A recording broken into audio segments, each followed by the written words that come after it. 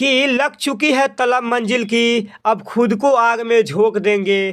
कि लग चुकी है तलब मंजिल की, अब खुद को आग में झोंक देंगे। ठोकरें कहती है मारा जाएगा, लेकिन हौसले कहती है देख लेंगे। हेलो दोस्तों, कैसे हो आप लोग? आशा करते हैं कि आप लोग अच्छे होंगे। फ्रेंड्स, आज के इस वीडियो में हम लोग हिंदी से रिलेटेड महत्वपूर्ण 100 प्रश्न को देखने वाले हैं। फ्रेंड्स, यदि आप आज का वीडियो देख लेते हैं तो आपका 10 से 15 मार्क्स क्लियर हो जाएगा। तो चलिए ज़्यादा देर न करते हुए इस वीडियो की शुरुआत करते हैं। हम लोग के सामने फर्स्ट क्वेश्चन है कि अर्धनारीश्वर शीर्षक पाठ के लेखक कौन है? तो इसका करेक्ट आंसर है option number C, Ramdhari Singh Dinkar. आपको बता दें कि दिनकर जी का जन्म 23 सितंबर 1908 ईस्वी को हुआ था। आप लोग कमेंट करके ज़रूर बताइएगा कि इनका जन्म कहाँ हुआ था। अगला प्रश्न है कि शिक्षा शीर्षक संभाषण के वक्ता कौन है? तो इसका करेक्ट आंसर है ऑप्शन नंबर सी, जे कृष्णमूर्ति। आपको बता दें कि जे कृष्णमूर्ति का पूरा नाम जीतू जे कृष्णमूर्ति है। फ्रेंड्स, यदि आपको किसी भी प्रश्न का उत्तर मालूम हो तो आप कमेंट बॉक्स में लिखकर बता सकते हैं। अगला प्रश्न काफ़ी इम्पोर्टेंट है। कह रहा है कि मल्य जी का मूल नाम क्या था? तो इसका करेक्ट आंसर है ऑप्शन नंबर ए, भारत जी श्रीवास्तव। आपको बता दें कि मल्य जी के द्वारा लिखे गए चैप्टर का नाम हंसते हुए मेरा अकेलापन है। क्या है? तो हंसते हुए मेरा अकेलापन है। 4 नंबर क्वेश्चन स्क्रीन पर है कि प्रगीत और समाज किस विधा की रचना है? तो इसका करेक्ट आंसर है ऑप्शन नंबर ए, आलोचनात्मक निबंध। आपको बता दें कि प्रगीत और समाज के राइटर नामवर सिंह है। कौन है? तो नामवर सिंह है। अगला प्रश्न स्क्रीन पर है। कह रहा है कि उसने कहा था किस प्रकार की कहानी है? आपको बता दें कि जो उसने कहा था कहानी है ना, वह कर्म प्रधान है। इसलिए इसका correct answer option number A हो जाएगा, क्योंकि इस कहानी में सूबेदारनी ने लहना सिंह को अपनी पति एवं पुत्र की रक्षा करने के लिए कहा था, जिसमें लहना सिंह अपनी बिना जान को प्रभाव किए हुए उनके पति एवं पुत्र की रक्षा किया था। इसलिए जो ये कहानी है ना, कर्म प्रधान है। अब चलिए अगले प्रश्न को देखते हैं। अगला प्रश्न है कि सिपाही की मां शीर्षक पाठ के रचयिता कौन है? तो इसका करेक्ट आंसर है option number D, Mohan Rakesh. आपको बता दें कि मोहन राकेश का जन्म 1925 ईस्वी में हुआ था। नेक्स्ट प्रश्न है कि ओम प्रकाश वाल्मीकि के माता पिता का नाम है? तो इसका करेक्ट आंसर है ऑप्शन नंबर ए, मकुंती देवी एवं छोटन लाल। आपको बता दें कि इनके द्वारा लिखे गए चैप्टर का नाम जूठन है। 8 नंबर क्वेश्चन स्क्रीन पर है कि भगत सिंह का जन्म कब हुआ था? तो इसका एब्सोल्युटली राइट आंसर है ऑप्शन नंबर बी, 28 सितंबर 1907 ईस्वी को। आपको बता दें कि इनके द्वारा लिखे गए चैप्टर का नाम एक लेख और एक पत्र है। क्या है? तो एक लेख और एक पत्र है। 9 नंबर क्वेश्चन है कि ओ सदा नीरा किस नदी को निर्मित बनाकर लिखा गया है? तो इसका करेक्ट आंसर है ऑप्शन नंबर बी, गंडक नदी। आपको बता दें कि ओ सदा नीरा के राइटर जगदीश चंद्र माथुर है। कौन है? तो जगदीश चंद्र माथुर है। 10 नंबर क्वेश्चन है कि धांगड़ शब्द का अर्थ ओराव भाषा में क्या है? आपको बता दें कि धांगड़ शब्द का अर्थ ओराव भाषा में भाड़े का मजदूर होता है। इसलिए इसका correct answer option number C हो जाएगा। आपको बता दें ये भी कि जो धांगड़ है ना, यह एक प्रकार की जनजाति है जो खासकर दक्षिण पठार में मिला करती है। 11 नंबर क्वेश्चन है कि चंपारण में गांधी जी के चमत्कार की कथा किसने लिखी है? तो इसका करेक्ट आंसर है option number B, Rajendra Prasad. आप लोग कमेंट करके ज़रूर बताइएगा कि गांधी जी चंपारण कब आए हुए थे। अगला प्रश्न है कि जयप्रकाश नारायण की पत्नी का क्या नाम है? तो इसका करेक्ट आंसर है option number A, Prabhavati Devi. आपको ही बता दें कि जयप्रकाश नारायण जी के द्वारा लिखे गए चैप्टर का नाम संपूर्ण क्रांति है। क्या है? तो संपूर्ण क्रांति है। 13 नंबर क्वेश्चन है कि कड़वक शीर्षक कविता किसने लिखी है? तो इसका एब्सोल्युटली राइट आंसर है ऑप्शन नंबर डी, जायसी जी। आपको बता दें कि जायसी जी का पूरा नाम मलिक मोहम्मद जायसी है।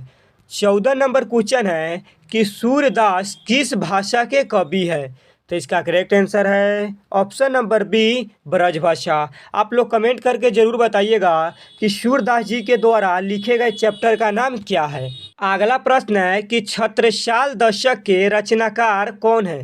तो इसका करेक्ट आंसर है ऑप्शन नंबर सी, भूषण जी। आपको बता दें कि इनके द्वारा लिखे गए चैप्टर का नाम कवित्त है। क्या है? तो कवित्त है।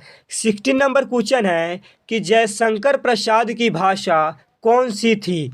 तो इसका करेक्ट आंसर है ऑप्शन नंबर सी, खड़ी बोली हिंदी। 17 नंबर क्वेश्चन है कि तुमुल कोलाहल कलह में शीर्षक कविता के कवि कौन है? तो इसका एब्सोल्युटली राइट आंसर है option number A, Jaishankar Prasad. अब चलिए नेक्स्ट प्रश्न को देखते हैं। 18 नंबर क्वेश्चन है कि हेनरी लोपेज कहाँ के रहने वाले थे? तो इसका एब्सोल्युटली राइट आंसर है option number D, Congo Africa. आपको बता दें कि जो हेनरी लोपेज है ना, वह कांगो के शिक्षा मंत्री, वित्त मंत्री एवं प्रधानमंत्री रह चुके हैं। 19 नंबर क्वेश्चन है कि कवि भूषण को भूषण उपाधि किसने दी थी? तो इसका करेक्ट आंसर है ऑप्शन नंबर सी, राजा रुद्र शाह। फ्रेंड्स, यह क्वेश्चन काफ़ी इंपॉर्टेंट है। अगला प्रश्न है कि अधिनायक कैसी कविता है?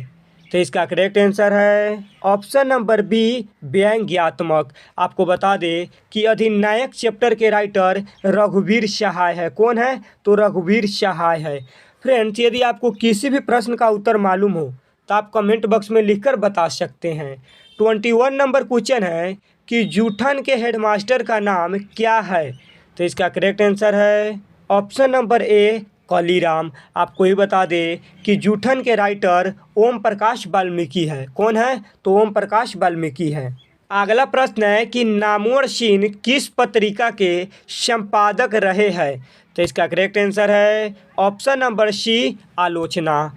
नेक्स्ट प्रश्न है कि हिंदी साहित्य का सूर्य किसे कहा जाता है? आपको बता दें कि हिंदी साहित्य का सूर्य सूरदास को कहा जाता है, इसलिए इसका correct answer option number B हो जाएगा।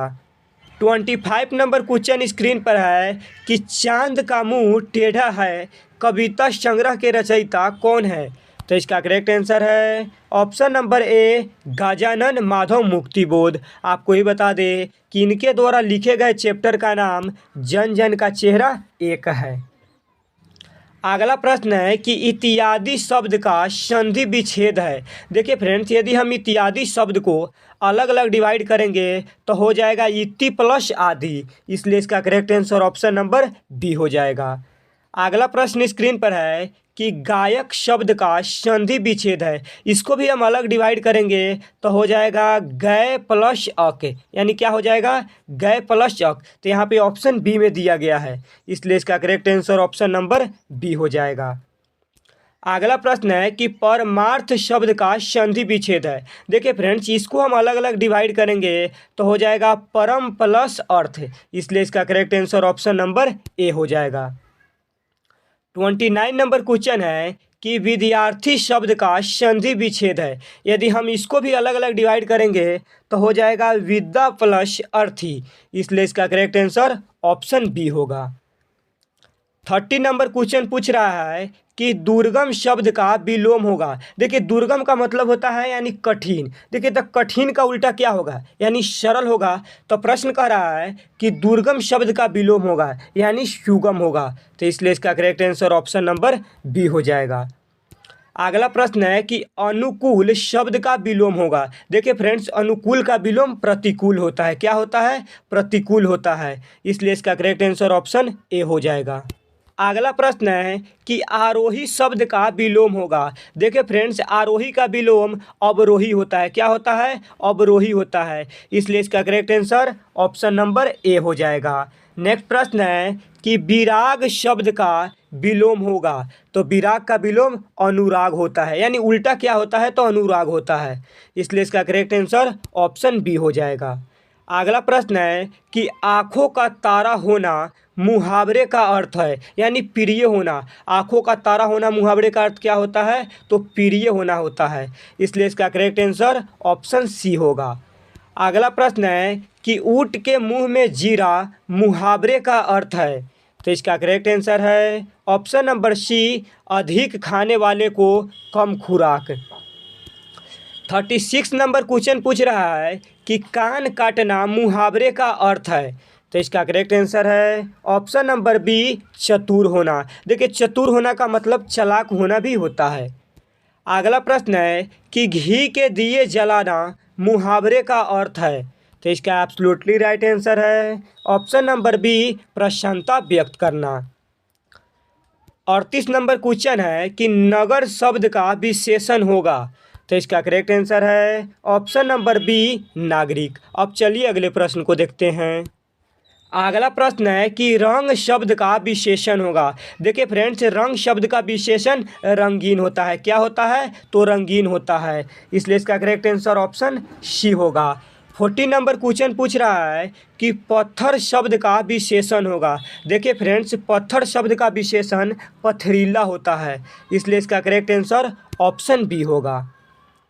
अगला प्रश्न है कि भारत शब्द का विशेषण होगा? तो इसका करेक्ट आंसर है ऑप्शन नंबर ए, भारतीय। अर्थात भारत शब्द का विशेषण क्या होता है? तो भारतीय होता है। अगला प्रश्न है कि जीव जंतु शब्द कौन समास है? तो इसका करेक्ट आंसर है ऑप्शन नंबर डी, द्वंद्व समास। आपको बता दें कि द्वंद्व समास को पहचानने का ट्रिक है, जब भी किसी भी शब्द के बीच यदि ऐसी वाली योजक चिन्ह मिल जाए तो समझ जाइएगा कि वह द्वंद्व समास है। जैसे दे देगा माता पिता, भाई बहनें, सो कौन सा समास है? ये सभी द्वंद्व समास हैं। अगला प्रश्न है कि नीलांबर शब्द कौन समास है? तो इसका एब्सोल्युटली राइट आंसर है ऑप्शन नंबर ए, कर्मधारय। देखिए फ्रेंड्स, कर्मधारय समास को पहचानने का ट्रिक है, जब भी हम इसको अलग अलग विग्रह करेंगे तो है जो आ जाए तो समझ जाइएगा कि वह कर्मधारय समास है। जैसे नीलांबर, इसको अलग अलग डिवाइड करेंगे तो हो जाएगा नीला है जो अंबर, है जो आ गया तो समझ जाइएगा कि वह कर्मधारय समास है। अगला प्रश्न है कि भरपेट शब्द कौन समास है? तो इसका करेक्ट आंसर है ऑप्शन नंबर बी, अव्ययी भाव। देखिए फ्रेंड्स, अव्ययी भाव समास को पहचानने का ट्रिक है, इसका पहला पद प्रधान होता है। 45 नंबर क्वेश्चन है कि चीड़ीमार शब्द कौन समास है? तो इसका करेक्ट आंसर है ऑप्शन नंबर ए, तत्पुरुष समास। देखिए फ्रेंड्स, तत्पुरुष समास को पहचानने का ट्रिक है, जब भी हम इसको विग्रह करेंगे तो क, का, के, को, की, यदि ऐसी संख्या का बोध हो तो समझ जाइएगा कि वह तत्पुरुष समास है। जैसे यहाँ पे दिया गया है चीड़ीमार, हम चीड़ीमार किसको कहते हैं? जो चिड़िया को मारता है उसी को हम चीड़ीमार बोलते हैं। यहाँ पे को आ गया तो समझ जाइएगा यह तत्पुरुष समास है। जैसे गगनचुंबी, हम गगनचुंबी किसको कहते हैं? जो गगन को चूम ले उसे को गगनचुंबी कहते हैं। यहाँ पे को आ गया तो समझ जाइएगा कि वह तत्पुरुष समास है। अगला प्रश्न है कि साभा शब्द कौन लिंग है? आपको बता दें कि जो साभा शब्द है ना, स्त्रीलिंग है। क्या है? तो स्त्रीलिंग है, इसलिए इसका correct answer option number B हो जाएगा। अगला प्रश्न है कि जल शब्द कौन लिंग है? तो इसका करेक्ट आंसर है ऑप्शन नंबर बी, स्त्रीलिंग है। अर्थात जो जल शब्द है ना वो भी स्त्रीलिंग है। अगला प्रश्न कह रहा है कि दल शब्द कौन लिंग है? तो इसका करेक्ट आंसर है ऑप्शन नंबर बी, स्त्रीलिंग। अर्थात जो दल शब्द है ना ये भी स्त्रीलिंग है, इसलिए इसका करेक्ट आंसर ऑप्शन बी हो जाएगा। 49 नंबर क्वेश्चन है कि रुमाल शब्द कौन लिंग है? तो इसका करेक्ट आंसर है ऑप्शन नंबर बी, पुल्लिंग। यानी जो रुमाल है ना वह पुल्लिंग शब्द है।